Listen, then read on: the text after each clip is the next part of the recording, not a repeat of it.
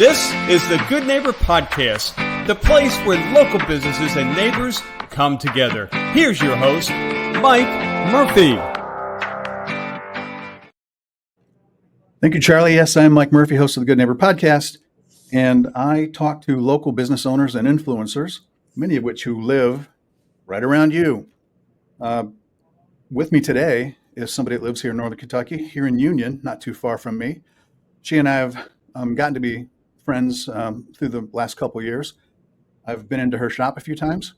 So with me today is Kelly Shepard, owner of Kelly's Cakery. Many of you have driven past, many of you have been inside, many of you have purchased many of her baked goods.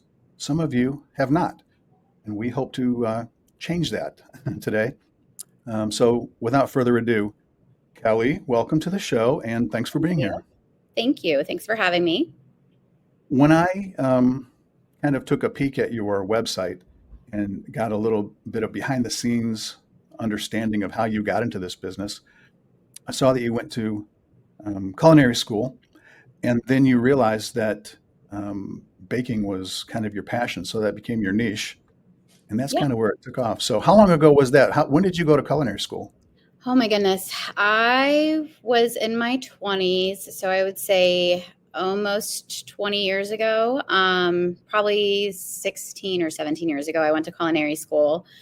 I wanted to have my own catering company. So that was the plan originally. And I've always had an interest in baking, but my chef at the time had kind of discouraged me from doing that because he had his own bakery and said that baked goods were dying off. So I was like, oh, okay. So, but after being in that for about a year, I realized I don't like the catering world. It didn't really align with my lifestyle. So I was getting married and I was like, oh, I can make my own wedding cake. So I decided to do that. And that's kind of what launched Kelly's Cakery. Okay, so how did that wedding cake turn out? It was great. I did, it was a 3-tiered cake, and I made some fondant flowers. I actually had centerpiece cakes for each table. So I think we had 20 tables and 20 centerpiece cakes with handmade gun paste hydrangeas as a topper on the cakes. And they were all different flavors. So it was a hit. Everybody got to cut into the different ones at the different tables and sample the different flavors. So it was really fun. It was a big highlight of the wedding, I think. So, and then I was like, oh, this was fun. Well, good. That's very cool. Not everybody can make their own wedding cake, although, everybody would maybe like to, but there are plenty of others that realize that that's not in their wheelhouse, and they just would leave that to the pros. And so you're one of the pros in town here now. So how often do you get approached to do wedding cakes these days? It's pretty often. I'm probably speaking with brides at least once a week, a few brides a week. So we have a cake tasting that we offer, and we make it very personalized with the experience. So, but yeah, we do. That is our niche, I would say, would be the wedding cakes and all that good stuff. So, okay. One more question about wedding cakes, I guess cakes in general. What's your favorite? Two questions. What's your favorite cake to make, and what's your favorite cake flavor? My favorite cake flavor would be strawberry. Red velvet is really good as well. But if I were to actually pick a favorite, it would be strawberry. And we make this delicious strawberry whipped filling that goes with it. It complements it. It gives it a different texture, like with the variety of the fillings. And then as far as my favorite cakes to make, wedding cakes, hands down. The elegance in them. And the vintage style cakes, I would say, are my absolute favorite to do. It's fun to do all the piping. It's kind of a throwback to the 90s nostalgia, which is relevant right now. So it's really fun to be able to create the different images with the vintage piping. And it just is a lot of reward visually, I feel like. Yeah, I can imagine. And one other thing I think of when I see these beautiful cakes is they're made by human beings. And so I have to wonder, knock on wood, have you ever dropped a cake and had to start over? I have. It only happened once. It was at It was some sort of event that we were doing, and I was thankfully I knew all the people, and I was kind of donating the cake. I think I just charged for materials. Not that that's a great one to drop, Mhm. but I had accidentally forgotten to attach the cake to the bottom board. And when I was driving, actually, my friend was driving at the time, and she wrecked essentially, and the cake Ooh, just slid and toppled over in her trunk. So I was actually able to rescue the cake, and it was a 5-tiered cake, but it ended up being, by the time I was done with it, 3 tiers. So, but I was able to. I always have a patch up kit with me with some icing and some tools, so I was able to fix okay. it and still make it presentable. But it was awful. All right. Well, I mean, mistakes happen to even pros, but being the pro that you are, having, like you said, the kit available to you and having a plan moving forward, that's half the battle. Yes, Hey, yeah, for sure. mistakes happen to the Always best of a us. kit. Okay. So then, staying on the cake topic for now, I assume that birthday cakes would be another biggie. Is that correct? Oh, yes. Yeah, we do, I would say upwards to 20 to 30 birthday cakes a week. So, Whoa. yeah, so that's the custom cakes are our big thing. So the birthday cakes are what keep us thriving. So, yeah, so we pretty much make cakes for any occasion. Birthday cakes being the number one because everybody's always celebrating birthdays. So, Yeah, right. And then when I come into your storefront, and we'll get into where that is in just a moment. When I come into your storefront, I really never know what I'm going to see, but you can't help but just kind of stop and look at look behind the glass and see all the cool things that are there, things that you didn't know you wanted until you lay eyes on them, and then suddenly your mouth's watering, and yeah. you've got to walk out with something. Yeah. So what's kind of your best seller in terms of people walking in and just seeing what you got and walking out with something? We have a few items that we keep on the menu all the time, and those are our biggest sellers. Um, the chocolate chip cookie is our number one seller. It is my personal favorite. Okay. We put a little secret ingredient in there to give it the texture that it has, and then we top it off with a coarse salt. So that really just ties in the sweet and the salty. And our oatmeal cream pies are a big seller as well. And those were supposed to be seasonal, but we got a lot of backlash on not keeping it on the menu. So it is on our menu to Okay. stay. But we do have some revolving items. It just changes with the season. We try to change it every 4 to 6 weeks as far as our flavors go. But we will always have cupcakes and cookies and some other sort of dessert in the bakery case. One thing I saw that I kind of think I want next, it's on my radar anyways, is there's like a peppermint cream pie type of deal. Yes. Yep. Our chocolate peppermint pie, whoopie pie. Whoopie So pie, that's yeah, it. Yep. that is here until the end of. It is here for this month. So, Okay. so that will be one that's changing, but that's delicious. Yeah. It's really light and fluffy Yeah. and kind of melts in your mouth. So if I want some on hand when my guests come to town this week, I need to get to you ASAP, right? Yes, yes, we will be done. I would say we will be open on Monday, but yes, by the end of the week, I would be sure to stop in to get your supply for sure. Okay. So as you and I are talking right now, it's before Christmas, but this conversation is going to be viewed and listened to months and months, from now. So we can't really talk specifically Christmas, but just in terms of holidays, as major holidays approach and people want to buy themed cakes, themed cookies, cupcakes, etc. Um, as the holidays approach, can they walk in and find some themed type of baked goods to that holiday Yes. to walk out with and still have them in time for their holiday parties?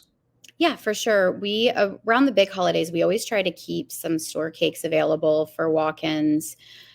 We always have decorated sugar cookies. That's a big seller for us, and we always kind of theme it around the holidays, whether it's Christmas or the Derby or Easter or anything like that. We always have sugar cookies in here, and we try to keep a good amount, especially around the holidays, because that's the biggest seller as far as something that you can grab and go, and it's easy to serve without making a big mess. Okay. Well, let's move on, switch gears here to another little topic, and that is your family. Um, you are married, you have a hubby, and you've got some kids. So I want to give them a little shout out because, they're part of your success too. I mean, I'm sure they're involved in the business. When you're a business owner, your family is just kind of default part of Yeah, it. So, absolutely. what does family life look like for you? We They were my kids. I have three kids, and Hmm. I was a licensed home baker before I had this bakery, brick and mortar. So they had to, I guess, watch me navigate as the business grew, and they were very patient. And they actually are my little taste testers whenever we have new flavors. So we have a pretty good work-life balance now. It took a couple years to get to that, but they are very supportive, and they're old enough. I was making sure that when I made this jump, that they were old enough to be able to understand what we're doing, and that it wouldn't be taking away personal time from them. So my store hours are it's to make sure that I am able to get home when they come home from school and that kind of thing. So I think that's very important Hmm. to not completely submerge your life in the business and just the business. There's a work-life balance to that. So I think we've got it down to a pretty good rhythm. Okay, well, good. I would agree. Work-life balance is important. I've struggled with that, because you always, if you have clients, you want to please your clients. Your clients are sometimes pretty demanding, but at the same time, if you're honest with them and if you set your boundaries, they're also very understanding because Yeah, clients have families too. yeah, for So, sure. and it Yeah, just makes you a better business owner when you can serve the needs of your personal life as well. yeah, I agree 100%. Do they ever help out in the actual bakery now? Do you ever put them to Yes. work? Yes, I do. When they are off of school, they get to come in here, and they will be on dish duty. So doing dishes, and I had my middle one sweeping the last time that they were off. I can't remember what it was for, but yeah, I will give them, here's $5 if you help me clean up. So they're usually cleaning, or dishes are the biggest thing. So it actually helps out because then they it's the proper way to do a dish, so they know how to do it. So then they're set up for when they move out. I was a dishwasher back in my, formative years, back as a teenager, early adult, and I can say it builds character. Yeah, for sure. Yeah. Mm. I can clean the heck out of a dish now. It's a good trait to know. What about your hubby? What's he do? What's his name? What's he do? His name is Tyler, and he actually is a business owner himself.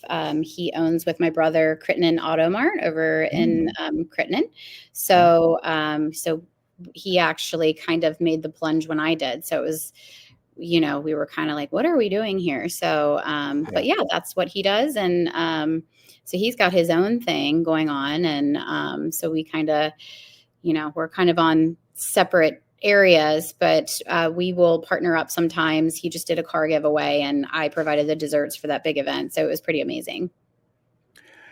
Yeah. Husband and wife, each starting their own business at the same time does kind of sound like crazy town. Yes, it But was. I was questioning what I was doing. but you're both still alive and kicking in the businesses that you're in, so good for you. Yeah, thank you. We like So to be. It's never a dull moment, and when it feels dull, we like to shake it up. So speaking of shake it up, you're working hard, and I would assume that you guys get to once in a while go do something fun as a family. I would hope so, at least. Have you taken a recent vacation, or do you have a favorite vacation you guys have done, or do you get to do vacations? We do actually. I That was my thing for me, was I have to be able to take time off to reset and not to get burnout. So I will be closing, and we're going to visit my mom in South Carolina. But we actually, this summer, we were able to go to Puerto Rico, and that was the first time and we took the whole family. So that was a blast, and it was really, really cool. And I didn't know this, but there are so many bakeries there. I mean, around the corner. So as in a pastry perspective, it was really cool to get to try all the different pastries, and you know live in that kind of world to see what it's like there, culturally, and what's big there. So it was really fun. So what you're saying is that vacation was a tax write-off. Yes, exactly. Yeah, good for you. Okay, well, back to the business. If people want to come in and see your storefront that we've been talking about, Where are you located? We are located in Florence, Kentucky, kind of right on the rim of Union.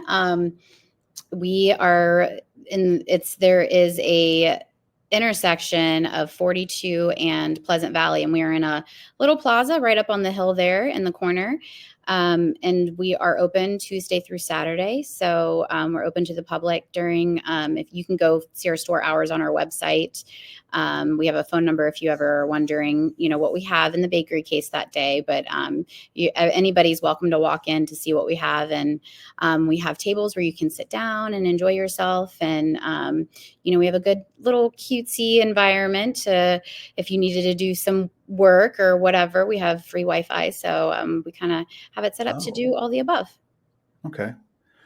I didn't realize you had Wi-Fi there. So next time I come in, I'll stay longer. Yeah, absolutely. All right. So for those who want to know, it's 8605 Haynes Drive,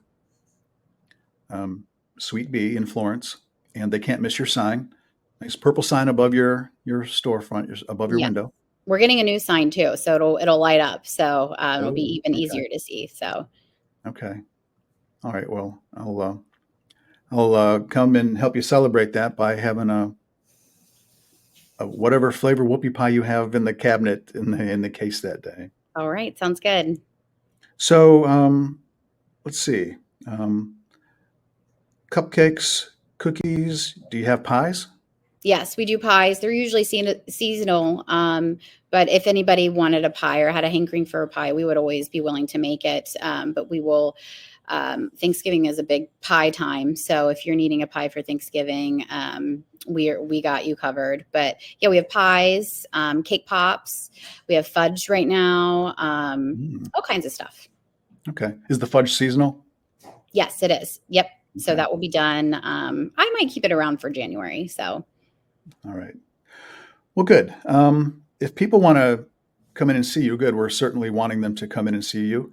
But if they want to just say, after they hear this podcast, want to go to your website, what is your web address?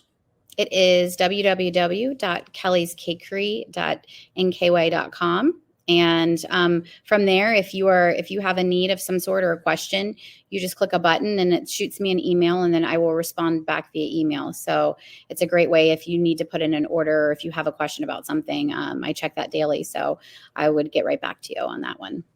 Perfect. All right. Well, that just about covers it. I can't think of anything else we need to talk about right now.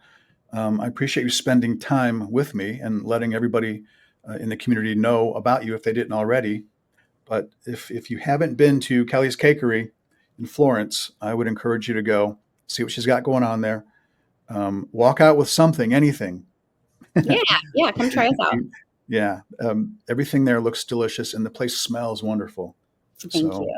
Yeah. Well, again, thanks for spending time with us.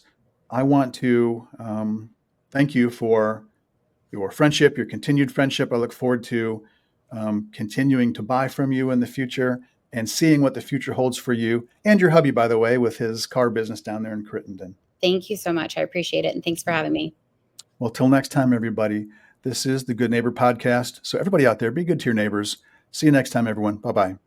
Thanks for listening to the Good Neighbor Podcast Union. To nominate your favorite local businesses to be featured on the show, go to gnpunion.com. That's gnpunion.com, or call us at 859-651-8330.